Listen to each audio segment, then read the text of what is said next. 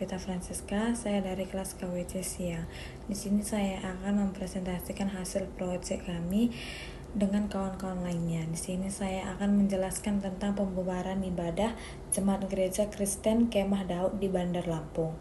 Di sini juga saya akan menjelaskan tentang uraian peristiwa yang dimana pada konflik terjadinya pada tanggal 19 Februari 2023, kegiatan ibadah Jemaat GKKD yang berlangsung di Kelurahan Raja Basa Jaya pada Bandar Lampung itu dibubarkan oleh sejumlah warga karena pembubaran tersebut dilakukan dengan untuk mendatangi lokasi ibadah tersebut dan menghentikannya kegiatan secara langsung.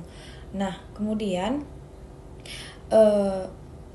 jika dilihat secara lebih luas, peristiwa ini kayak mencerminkan adanya ketegangan antara norma hukum formal dan praktik sosial di masyarakat.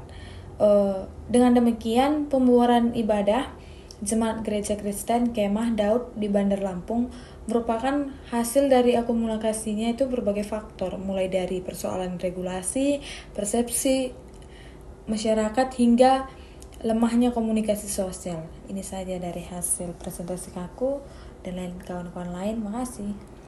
Perkenalkan, nama saya Azhar Pinkan Sadia. Di sini saya akan melanjutkan tentang penyebab konflik ini terjadi. Konflik pembubaran ibadah biasanya terjadi karena beberapa hal.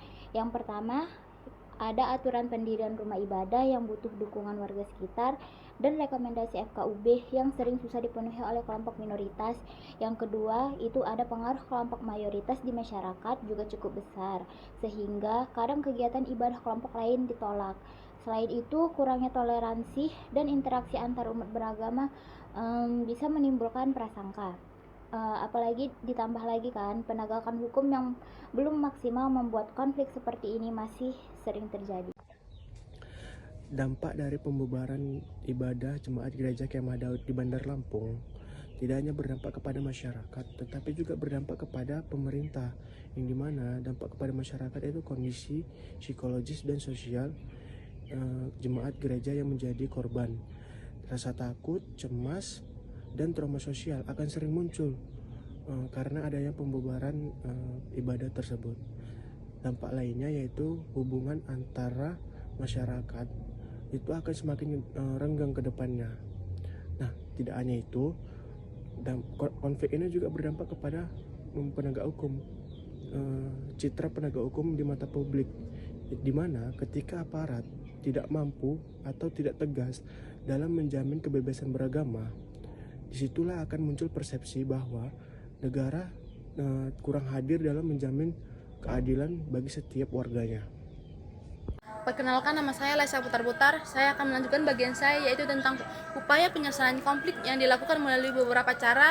Yang pertama itu dialog dan mediasi antara jemaat, warga, dan pemerintah untuk mencari solusi bersama. Dan yang kedua, pemerintah memberikan izin sementara agar ibadah tetap berjalan lancar. Dan yang ketiga, penegakan hukum terhadap pelaku pembubaran sebagai bentuk keadilan. Dan selain itu, tokoh agama dan masyarakat membantu memperbaiki hubungan sosial. Dan yang terakhir, yang dilakukan agar edukasi tentang toleransi, agar konflik tidak terulang. Dengan cara ini diharapkan tercipta hubungan yang lebih rukun dan damai. Oke, baik. Perkenalkan, nama saya Teresia Sorspane.